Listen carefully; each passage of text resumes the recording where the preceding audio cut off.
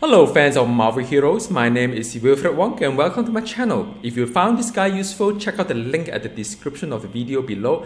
Going back to my website, a lot of guides for you to watch. Now with the Nova guide, my life is complete because I now officially have at least one hero guide per hero in this game.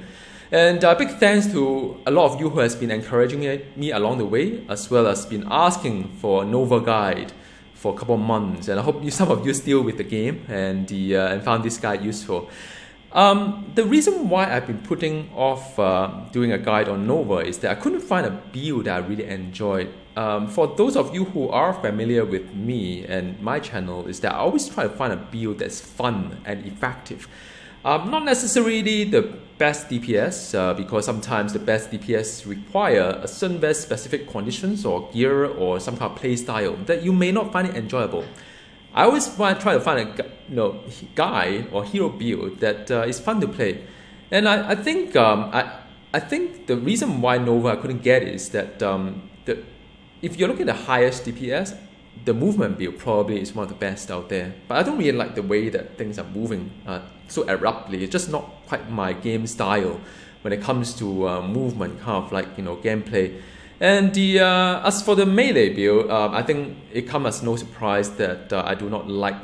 Some of you have heard it again and again. I do not like the main spender because he just keeps swapping around, and in a raid environment especially, it's a little bit hard. You have to really know where you stand, rather than just randomly flip around kind of thing. So I also do not enjoy the kind of like the whole screen stuff like that. So that left with only range build. I couldn't find a range build that is effective nor fun to play. But I think over time I analyzed the number and I churned out the build and build a flow that gel everything together. I think I found one that I really like.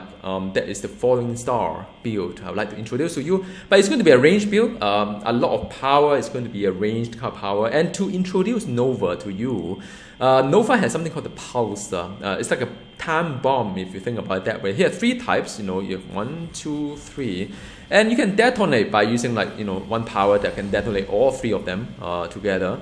And well, the reason why I spread them out just to let you take a look at that. So each of the pulsar has a different function to it. So some apply vulnerability, some just direct damage, and another one just like damage over time kind of thing. You could detonate a pulsar via a couple of ways. You can either do a dash across it, blast off, will detonate a pulsar. So like that, you can detonate it, and that bomb, done. Or if you play the ranged kind of build, there's a power called the Nova Beam that also detonate pulsar from afar. So it's kind of like interesting in a way because there are multiple kind of conditions whereby you could kind of detonate a pulsar, and also to couple that with the signature, which is the gravimetric surge, and that is great as well because once you have that on, it will actually have the couple of seconds whereby you could just spam any of this like cooldown power, and you can just keep spamming it. It's kind of fun to decide which one to spam, which one's not. So I'll get it covered as well.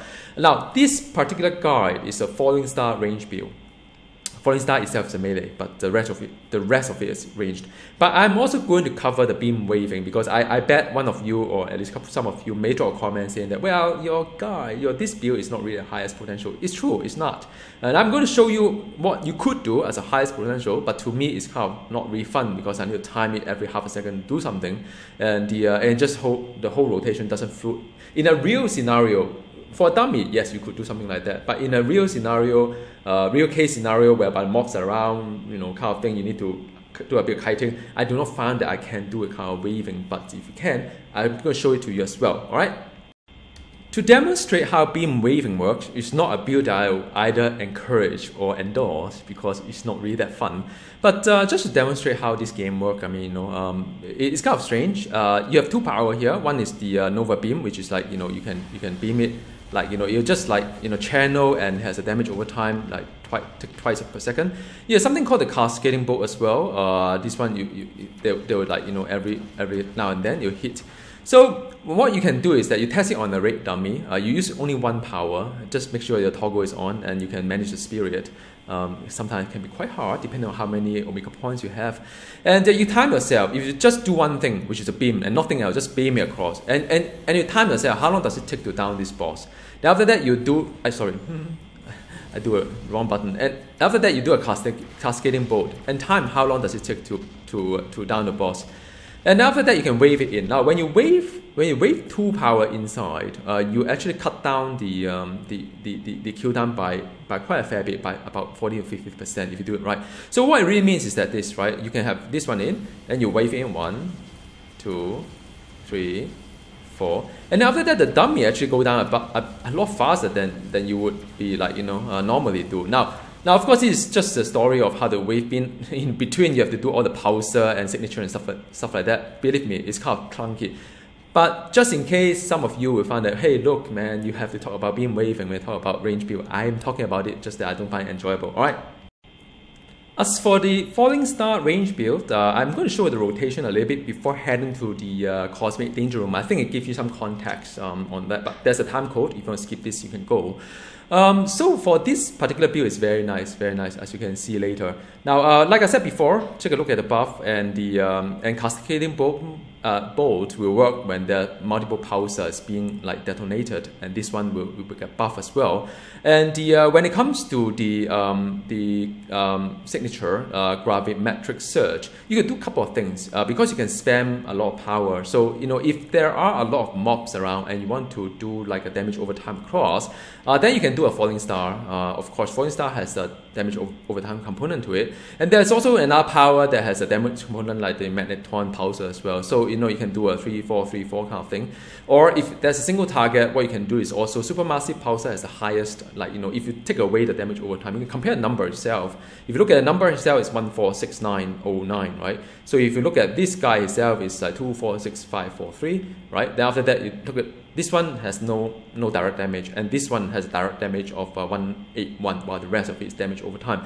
So it depends on what you want to do, but bear in mind that signature buffed the melee power, so it buffed this power quite a fair bit. Falling Star is buffed quite a fair bit, but I still advise to wave in the Supermassive Pulsar inside, because it is really kind of big. But you know, that's the fun part about Nova, is that it depends on the situation. If there are mobs around, you can just spread your Magneton pulsar across and also detonate them with a Falling Star. Alright, so now when it comes to the rotation, it's really very nice, man. It's just a 1, 2, 3 Falling Star in, then go back out, then start to 1, then after that 2 and 3 Falling Star in, right? Then you go back out. You know, usually you have to go back out, and then 1, 2, 3 Falling Star. Oh, I missed one. Alright, so so that is really the whole rotation, how you really play this Nova. It's very beautiful. When you go to Danger Room, you can see it.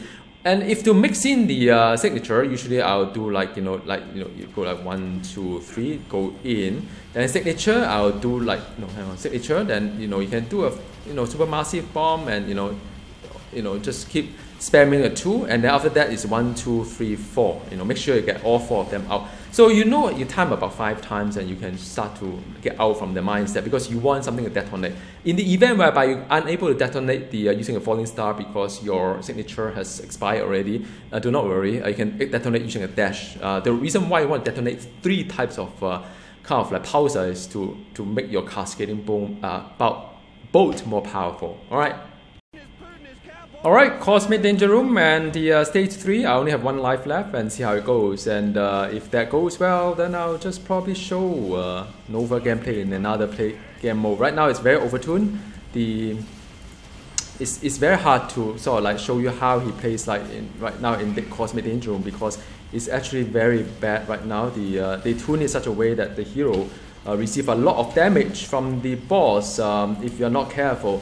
And some of the scenarios just quite impossible to do. So that is Nova's ultimate, and and I'm hoping that with a bit of luck, I should be able to get through this without losing my survival bonus and the and I have to sort of like just lay the pulsar in, and I think I may be able to do it. I'm going to my. I'm just like, wow, just don't take risks, man. Okay, done. So That was really hard. I mean, the whole scenario is really overtuned.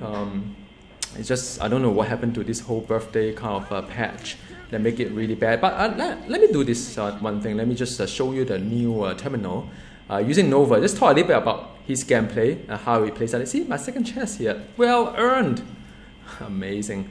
All right, so I'm going to head to a new terminal, just show you a little bit more about his power and then talk about build and so on. All right. I'm not sure whether you guys has caught it just now, but this dropped for me, the white gorilla necklace in danger room. So yeah, I mean, I think for all the headache, it kind of worth it. So to play Nova in a range star, falling star build, you have to make sure your toggle is on, the star bound power. Sometimes you may forget when you switch all the stuff. So you can lay down 3 of them, 1, 2, 3, and then after detonate, then after you could do a kind of signature. You can spread all this that's what I meant. You can actually do all this wonderful stuff. Using the signature when you. Sorry, man, I need to click all these things. So the signature will reset all the cooldown. You can spam a lot of things, and what you spam depending on what you need to have, right? What you need to do. It's a lot of mobs here, man. So okay, so at least this terminal is not as bad as the. Then you can manually detonate, stuff as well. You don't have to sort of wait until you've got the. You don't have to wait until your falling star kind of appear. So now I can spam a lot of these things, but it's quite soft. This terminal, it's so different. The experiences are so different. This Cosmic Terminal, brand new, and then you have the Cosmic Danger Room that really hard, crazy stuff, huh? So 1, 2, okay, hang on. So it's 1, 2, 3, then a falling star in. Then I can do a manual detonation as well. Just run through it. Alright, so these are rubbish. Okay, fine. Then the third one is over here. There's also a bounty, by the way. If you do a bounty, you can do a bounty as well. So bounty available. So that's fine. Okay, so this is 1, 2, 3. Then after that, do a. No, by the way, this brand new terminal. All right. So I hope you enjoy this brand new terminal. This kind of, man, it seems so much easier than the Cosmic Danger Room. Crazy, huh? And so there are a lot of mobs here. I think I can skip all these things and just head to there. So again, 1, 2, 3. Now this boss actually quite take a while to play. So what on earth was that? So now I'm spamming the supernova and the supermassive kind of thing, and then you can do a manual detonation as well. Don't have to wait until the falling star is up. All right. Wow, there are a lot of things here.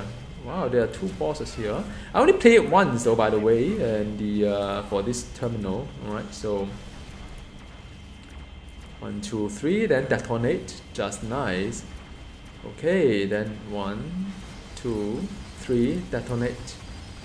Yeah, let me just take care of this guy as well. I don't know. Then after that, I can do falling star, supermassive falling star, supermassive falling star. What on earth are the things that's projecting out from his body, man?